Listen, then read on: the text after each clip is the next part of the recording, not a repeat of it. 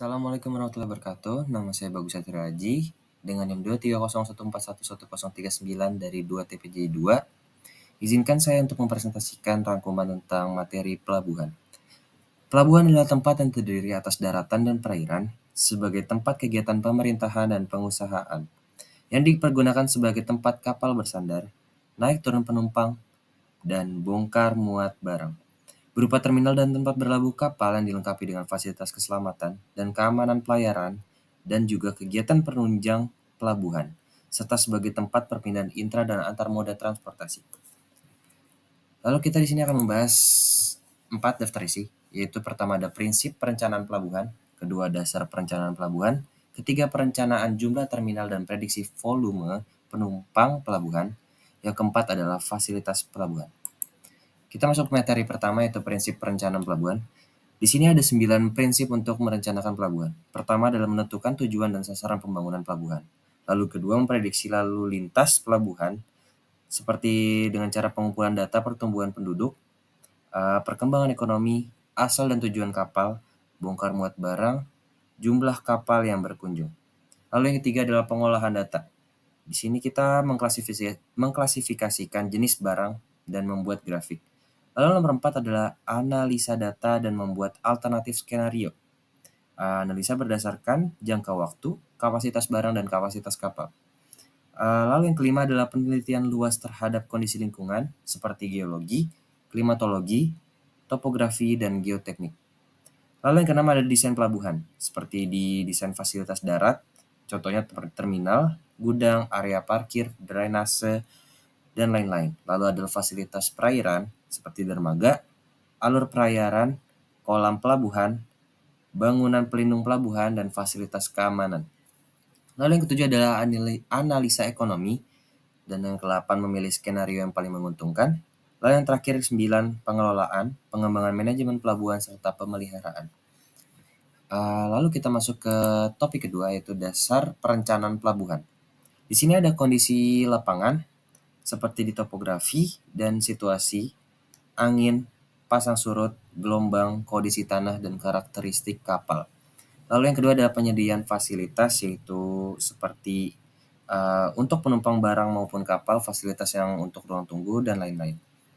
Lalu kita masuk topik ketiga, perencanaan jumlah terminal dan prediksi volume penumpang pelabuhan. Pertama ada kebutuhan ruang pada terminal penumpang. Untuk perhitungan luas terminal penumpang didasarkan pada gerakan pada jam sibuk dengan mengasumsikan kebutuhan ruang untuk setiap penumpang dengan barang bawaan sebesar 1,2 meter persegi dan untuk keadaan tersibuk jumlah penumpang diasumsikan 2 kali dari hari biasa. Lalu di sini kita perjelas untuk faktor jam sibuk itu adalah M dikali D dikali H dengan pengertian M itu adalah jumlah penumpang pada bulan tersibuk dibagi jumlah penumpang setahun. Lalu D yaitu jumlah penumpang pada hari tersibuk dibagi jumlah penumpang pada bulan tersibuk. Lalu H sama dengan jumlah penumpang pada jam tersibuk dibagi jumlah penumpang pada hari tersibuk. Lalu ada teknik peramalan penumpang. Ini memiliki 3 metode, yaitu ada metode regresi linear persamaan umum, lalu ada metode regresi logaritma, dan metode regresi linear. Persamaan umum untuk metode regresi linear itu adalah Y sama dengan A tambah BX. Y itu adalah untuk menentukan hasil ramalan, kita membutuhkan koefisien regresi ditambah tahun peninjauan. Lalu untuk persamaan umum untuk regresi logaritma itu adalah koefisien regresi ditambah koefisien regresi ditambah dikali bulan pada saat yang tersibuk.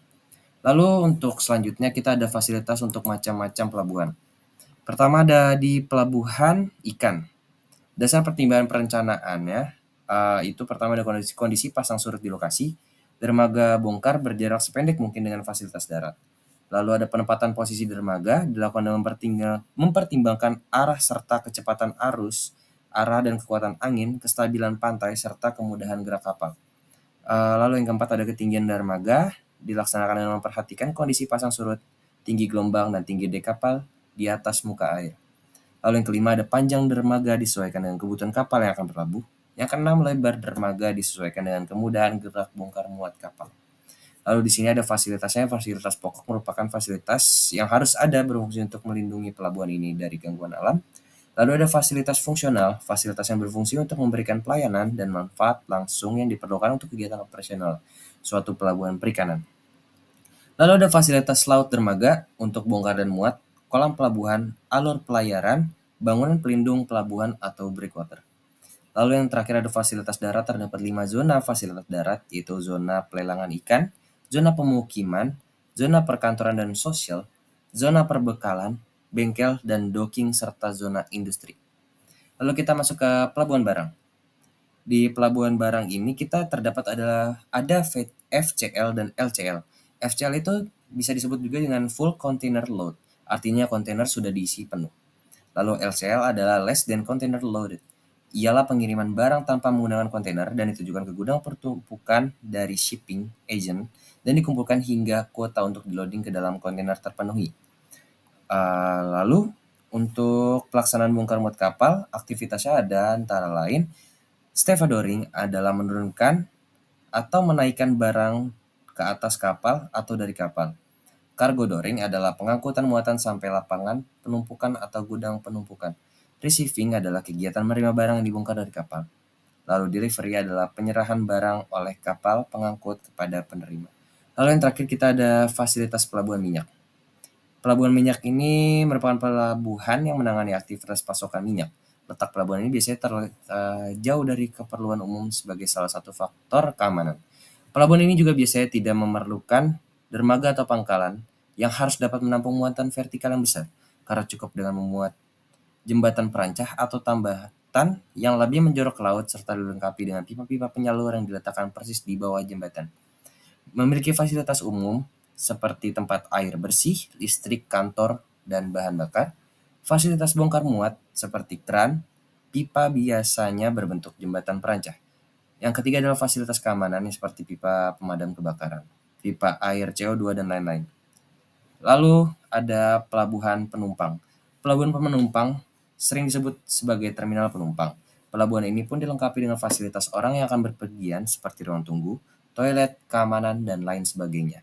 Untuk keluar masuknya penumpang dan barang bawaan pun disediakan jalan sendiri-sendiri dengan fasilitas sebagai berikut. 1. Perairan tempat labuh. 2. Kolam labuh. 3. Dermaga. 4. Terminal penumpang. 5. Ruang pelayanan umum. 6. Ruang keberangkatan. 7. Ruang kedatangan. 8. Loket tiket. Serta fasilitas penunjang sebagai berikut. Yang pertama ada sarana umum. Kedua, kawasan perdagangan. 3. Kawasan perkantoran untuk menggunakan jasa pelabuhan. Yang keempat, fasilitas pariwisata, pos, dan telekomunikasi. Yang kelima, fasilitas perhotelan dan restoran. Yang keenam, areal pengembangan pelabuhan. 7. Kawasan industri. Dan yang terakhir 8. Tempat penampungan limbah. Ya, sekian dari saya, kurang lebih mohon maaf. Wassalamualaikum warahmatullahi wabarakatuh.